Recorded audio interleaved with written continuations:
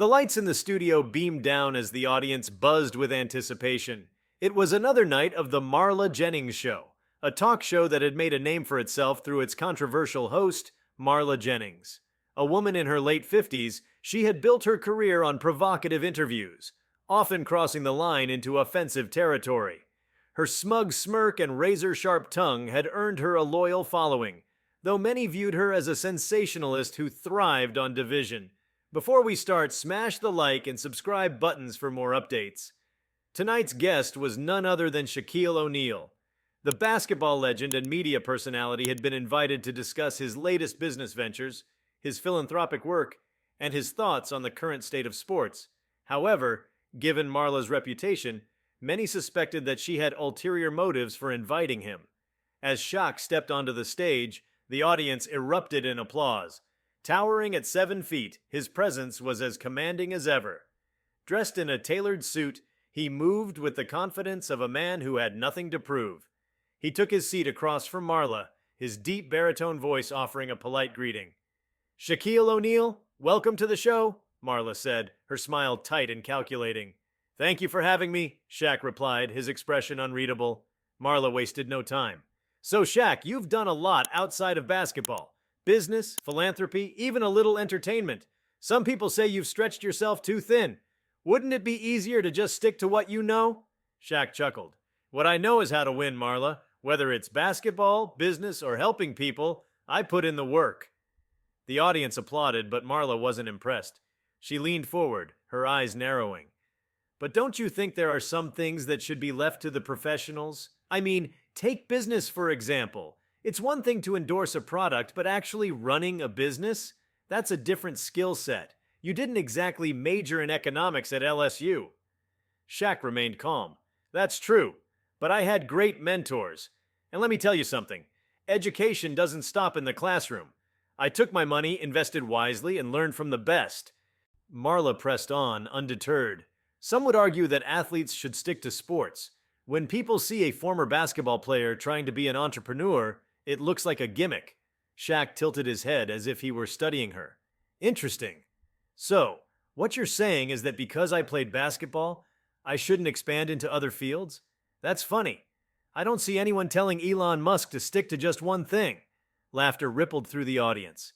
Marla's smile faltered, but she quickly recovered. "Come on, Shaq.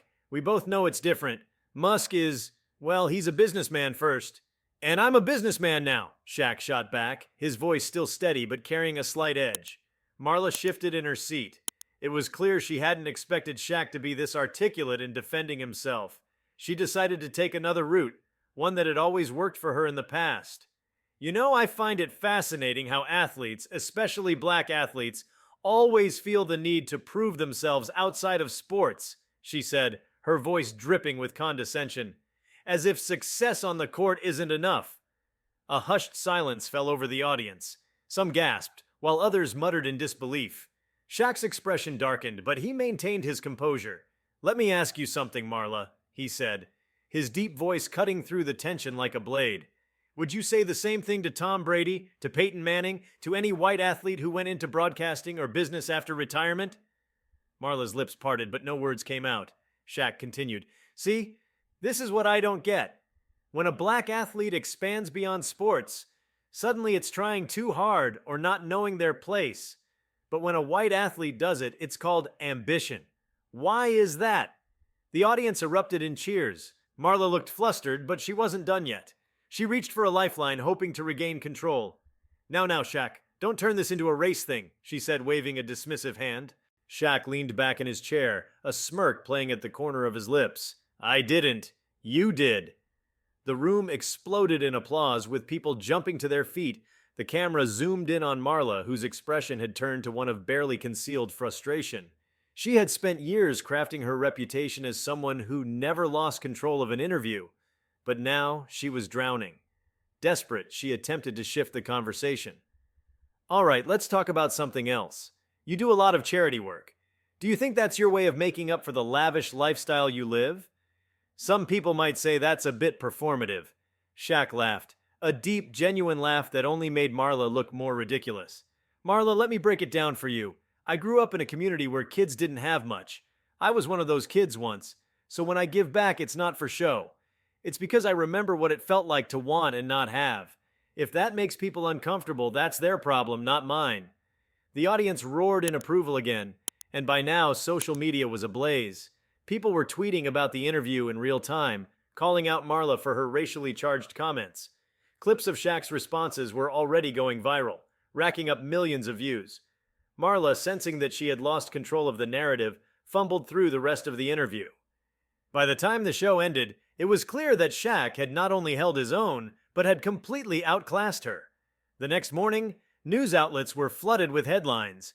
Shaq schools racist talk show host in must-see interview. Marla Jennings faces backlash after cringeworthy attempt to belittle Shaq. Shaq's epic clapback goes viral. Fans celebrate his powerful response. Marla tried to do damage control, claiming that her words had been taken out of context. But the internet was not having it. Viewers dissected every second of the interview, pointing out the subtle and not so subtle ways she had tried to undermine Shaq. Meanwhile, Shaq remained unbothered. He posted a short clip of the interview on his Instagram with a simple caption, "Know your worth, move accordingly." The post garnered millions of likes and thousands of supportive comments from fans, celebrities, and fellow athletes. His response became a cultural moment, a reminder that no matter how much the world tried to box people in, there would always be those who shattered expectations. Marla, on the other hand, saw her ratings take a hit. Sponsors began to pull out, distancing themselves from the controversy. Within weeks, rumors swirled that the network was considering canceling her show. Shaquille O'Neal had left the studio that night feeling nothing but satisfaction. It wasn't that he had set out to humiliate Marla Jennings, far from it. Shaq had simply come prepared. Years in the public eye had taught him how to navigate difficult conversations, and he had seen people like Marla before. Those who thrived on pushing buttons, prodding guests into saying something they could twist into controversy. But what she hadn't realized was that Shaq was a different kind of guest. He didn't get flustered. He didn't crumble under pressure. And most importantly, he didn't tolerate ignorance, especially when it came disguised as smug condescension. The fallout from the interview was immediate and relentless. Marla's name trended on social media, but not in the way she had hoped. Viewers flooded the comment sections of her show's official pages, calling her out for her racially charged remarks. Sponsors wasted no time in pulling out. Major companies released statements distancing themselves from her and reaffirming their commitment to inclusivity and respect. For Shaq, however, the experience only reaffirmed something he had known for years. People like Marla weren't anomalies. They were everywhere. Powerful, influential figures who believed they could disguise prejudice as opinion. But he had learned a long time ago that dignity, confidence, and intelligence were the best weapons against that kind of ignorance. Still, he didn't expect just how much his words would resonate. By the next morning, Shaq's interview had been clipped, remixed, and analyzed by nearly every major media outlet. Every social media platform was flooded with discussions about the moment he had turned the tables on Marla. Young athletes, entrepreneurs, and celebrities began sharing their own stories about being underestimated, pigeonholed, or dismissed based on race. Shaq's Instagram post, "Know your worth, move accordingly," was quickly adopted as a rallying cry. People wore it on t-shirts, influencers posted it as their captions, and even journalists referenced it in their op-eds. But not everyone was happy. Marla's supporters, though dwindling, fought back, attempting to frame her as the victim of so-called cancel culture. They flooded comment sections with weak defenses. She was just asking questions. Why is everything about race these days? Shaq is being too sensitive. Shaq, however, didn't dignify any of it with a response. He had done what he set out to do. He had handled himself with intelligence, refused to be belittled, and exposed an ugly truth on national television. The rest was out of his hands. The controversy escalated further when major talk shows and news networks began covering the fallout. Every political and cultural commentator had an opinion. Some tried to downplay the incident, arguing that Marla hadn't been as offensive as people claimed. Others took the opportunity to highlight the long history of black athletes being treated as if their intelligence was secondary to their physical abilities. One particularly scathing article in The Atlantic dissected the interview frame by frame, highlighting Marla's microaggressions and how they reflected a broader societal issue. The author wrote, "The problem isn't just Marla Jennings, it's what she represents. The discomfort with successful black athletes who refuse to stay in their lane is an old American tradition. But Shaquille O'Neal reminded us all that intelligence, success, and ambition don't have color-coded limits. And that's what truly rattled Marla Jennings. She expected to belittle a man who, in turn, educated her on live television. Marla, meanwhile, attempted damage control. She issued a weak apology on her show, claiming that she had been misunderstood and that she deeply respected Shaquille O'Neal, but the damage was done. No one believed her. Instead of salvaging her career, the apology only made things worse. It became clear that she wasn't truly sorry. She was just trying to save herself.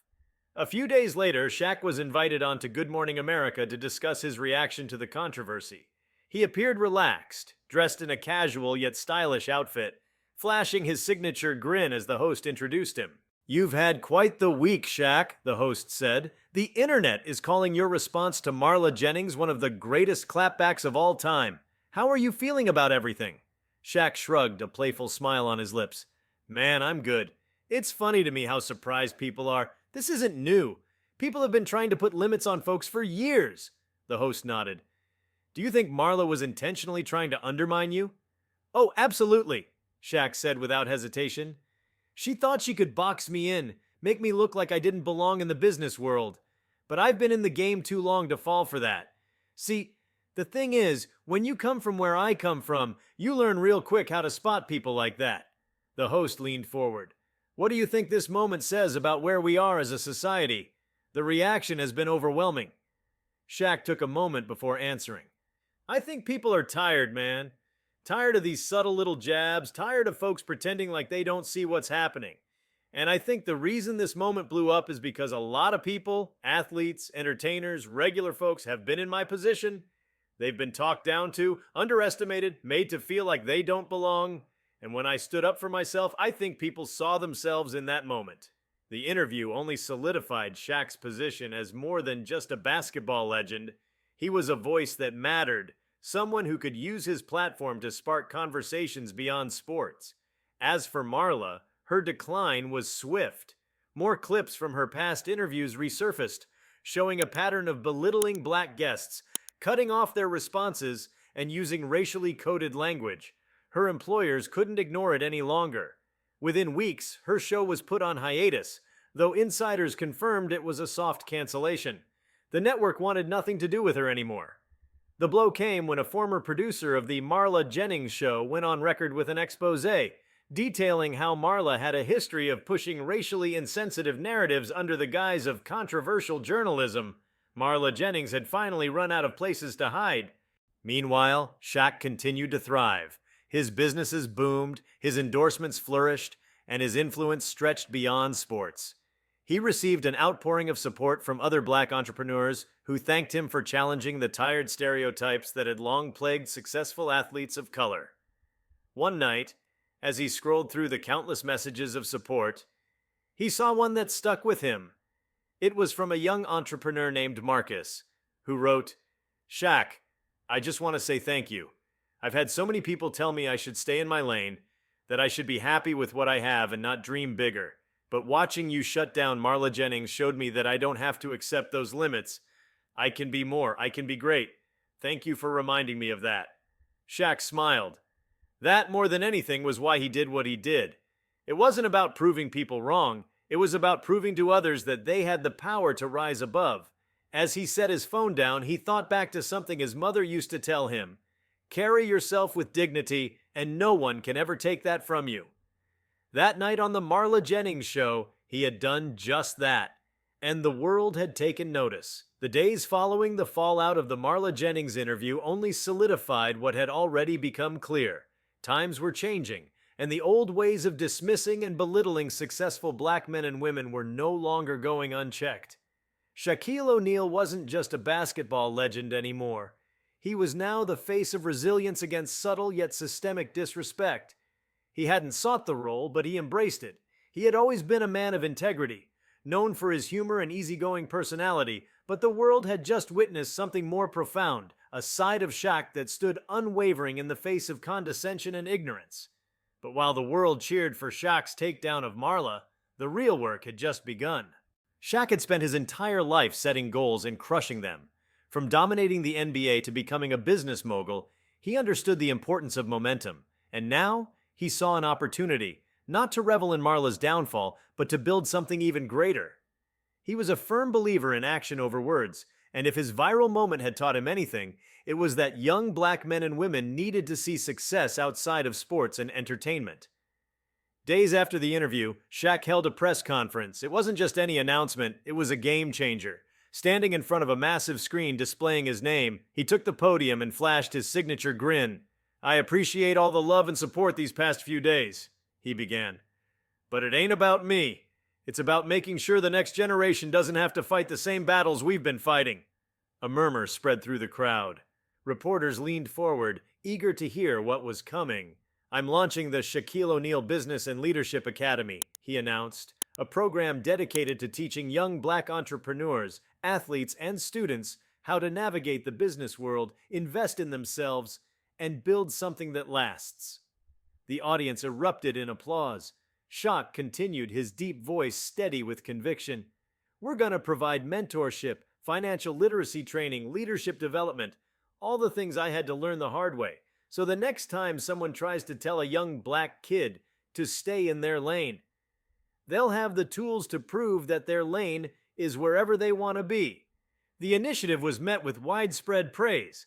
Business leaders, athletes, and celebrities pledged their support. Banks and investment firms reached out, eager to partner with Shaq on his mission. Even institutions that had remained silent during the Marla controversy saw this as a moment to step up. The impact was immediate. Within weeks, applications flooded in from young men and women eager to be a part of something transformative.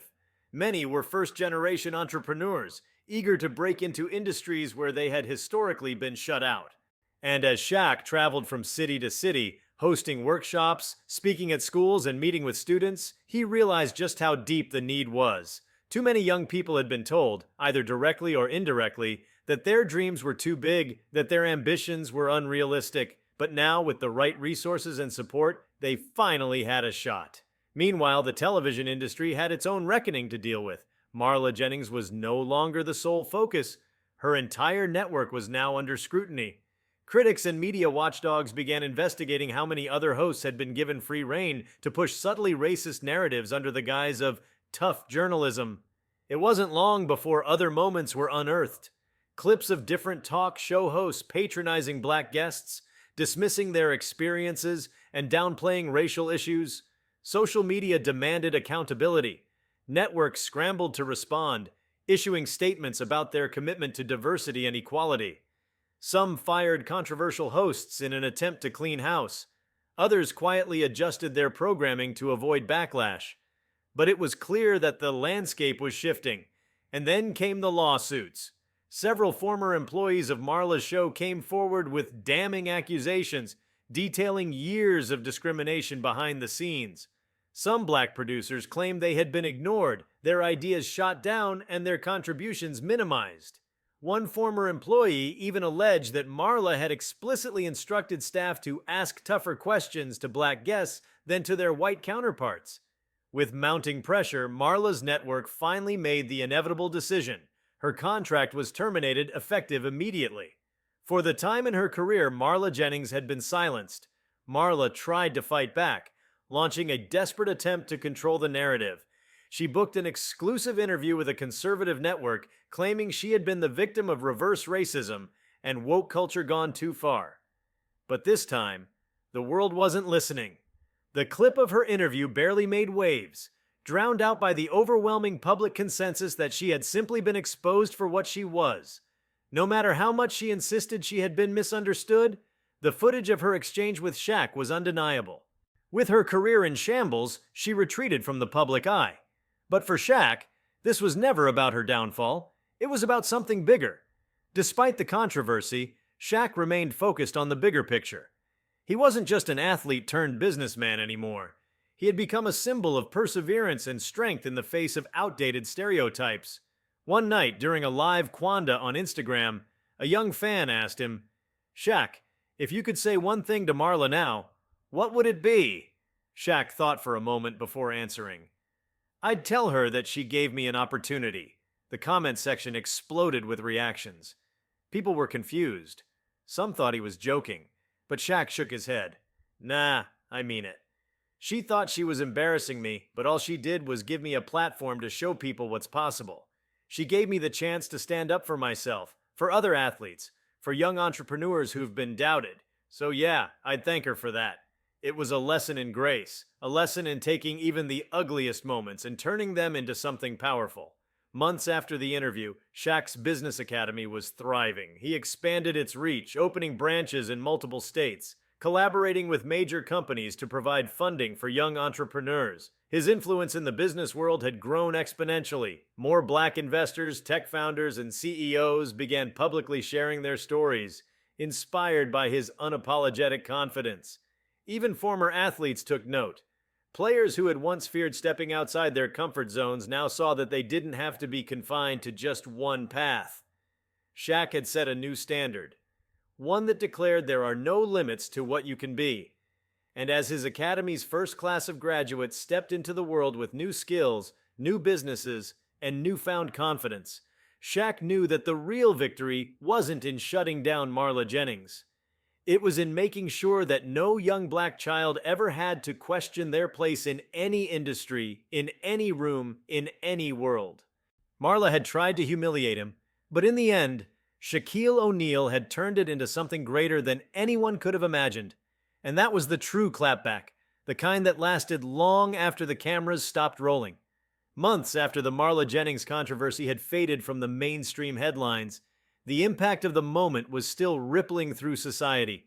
What had started as an ugly, racially charged exchange on national television had become something far greater, a turning point in the cultural conversation about race, respect, and the underestimated intelligence of black athletes. For Shaquille O'Neal, life had not slowed down. His business empire was growing at an unprecedented rate. His leadership academy was now fully operational in 6 states, with additional programs being developed in Africa and the Caribbean. He had secured funding to provide full-ride scholarships to aspiring business leaders from underprivileged backgrounds. But despite all the success, the greatest reward for Shaq was seeing the tangible impact on the next generation. One evening, after finishing a keynote speech at an entrepreneurship summit, Shaq was approached by a young woman who looked no older than 20. She wore a navy business suit, her confidence unmistakable despite the nervous energy radiating from her. "Mr. O'Neal," she said, her voice steady but laced with emotion, "I just wanted to say thank you." Shaq gave her his full attention. "For what?" She exhaled deeply before answering. "For everything you've done. I watched that interview with Marla Jennings when it aired and it changed my life." Shaq smiled, but he remained silent, allowing her space to explain. "I was in my 2nd year of college," she continued, "a business major. But my professors and even my advisors kept pushing me toward roles they thought were safe for me. They never encouraged me to take risks, never believed I could actually run my own company. Then I watched you that night, how you refused to be belittled, how you stood your ground. That's when I realized I didn't need to wait for anyone's approval." She held out a business card with her name embossed in gold. "I started my own tech startup 6 months ago, and next week I'm pitching for my first round of funding." Shaq took the card and read her name. Imani Carter, CEO and founder. He grinned. "Imani, that's dope. You got this." She smiled back, her confidence no longer nervous but steady. "I do, because you showed me that I could." As she walked away, Shaq let out a deep breath, taking a moment to absorb what had just happened. Shaq had been a winner all his life, on the court, in business, in philanthropy, but standing in that conference hall holding a young black CEO's business card, he knew this was the biggest win of them all. Marla Jennings had tried to humiliate him, but what she had actually done was ignite a movement, one that would last long after she had faded into irrelevance. Shaquille O'Neal had turned a moment of disrespect into a lifetime of inspiration. And that, more than anything, was a legacy worth building. As the months passed, Shaquille O'Neal's influence stretched far beyond what he had initially envisioned. What had begun as a single moment of resilience on national television had evolved into something much larger, a cultural shift, a redefining of how black athletes and entrepreneurs were perceived, and a reminder that intelligence and ambition had no boundaries. More than ever before, professional athletes started speaking up about the subtle ways they had been boxed in by the media and business world. They shared their stories of being told to stay in their lane, of being treated as if their success was only the result of raw physical ability rather than intelligence, discipline, and strategy. Shaq's moment with Marla had cracked open a conversation that had long been avoided. Networks, shaken by the backlash against Marla Jennings, began to rethink their approach. Talk show hosts, particularly those known for their aggressive and dismissive interview styles, were suddenly more cautious. Conversations around Black success became more nuanced, and analysts started acknowledging what had long been true. Many athletes were just as shrewd in the boardroom as they were on the court or field. Shaq himself wasn't done. While his business and leadership academy continued to expand, he also began working on a new project, the Shaquille O'Neal Future Fund, a venture capital initiative aimed at funding minority-owned startups. His goal was clear: to ensure that young Black entrepreneurs had access to capital and resources that had historically been denied to them. At the launch event for the Future Fund, Shaq stood before a crowd of investors, aspiring entrepreneurs, and business leaders. He was never one for long, drawn-out speeches, but tonight, his words carried weight. "We talk a lot about breaking barriers," he said, his deep voice filling the room. "But breaking barriers ain't enough. We gotta build doors. We gotta build pathways for the next generation so they don't have to break down the same walls we did." The crowd erupted in applause. Not everyone had moved on so easily, though. While Marla Jennings had faded into near obscurity after her firing, she had spent months trying to rebuild her career. But no network would touch her. No brand wanted to be associated with her name. Then out of nowhere, she requested a private meeting with Shaq. It was his manager who brought it to his attention. "She wants to talk," he said, handing Shaq a letter Marla had written. Shaq read it slowly. It was an apology, one that seemed, at least on the surface, to be genuine. "I've spent my whole life convinced that my approach was justified," she wrote. "That my way of interviewing people, challenging them, provoking them, was simply tough journalism. But I was wrong. I hurt people. I disrespected voices that deserved to be heard. And in that moment with you, Shaquille, I finally saw it for what it was." She asked for a meeting, not for the cameras, not for the press, but for a real conversation. Shaq was no fool. He knew people could change, but he also knew that apologies, especially from people with something to lose, had to be taken with caution. Still, after some thought, he agreed. When Shaq arrived at the agreed-upon location, a quiet, upscale restaurant in Los Angeles, Marla was already there, looking significantly different from the polished, overconfident woman he had debated months before. She seemed nervous, unsure, as though for the first time in her life she wasn't the one in control. Shaq sat down across from her. "You asked to talk. So talk." She exhaled, folding her hands together. "I've lost everything," she admitted. "And I know I deserve that. I wasn't just wrong, I was ignorant, and I see that now." Shaq studied her, waiting for her to continue. "I was raised in an environment where I never really questioned certain beliefs. I thought I was just being direct. But what I was really doing was diminishing people. People like you. I didn't see it until that interview." Shaq didn't respond immediately. He let her words sit in the air.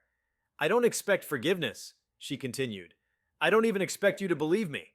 But I wanted to say it to your face. I wanted to own up to it." Shaq leaned back in his chair, considering his words carefully. "People make mistakes," he said finally. "But real change doesn't come from words. It comes from action." Marla nodded. "I know." They spoke for another hour. Not as enemies, not as friends, but as two people who had been on opposite ends of a cultural reckoning. When they left, there were no cameras, no press releases, just a quiet understanding that sometimes even the most unlikely people could grow.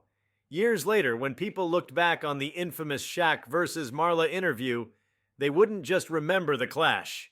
They would remember everything that came after. They would remember how Shaq took an ugly moment and turned it into a movement. They would remember how young Black entrepreneurs got their start because of the opportunities he created. They would remember how an entire industry was forced to confront its biases. And above all, they would remember that when Shaquille O'Neal was challenged, he didn't just respond with words. He responded with action. And that was the most powerful clapback of all. If you like this video, please give it a like and subscribe to our channel. Also, leave your comments below and tell us. What are your thoughts on the racist talk show host's attempt to humiliate Shaq? We want to hear from you. Thank you for watching and see you next time.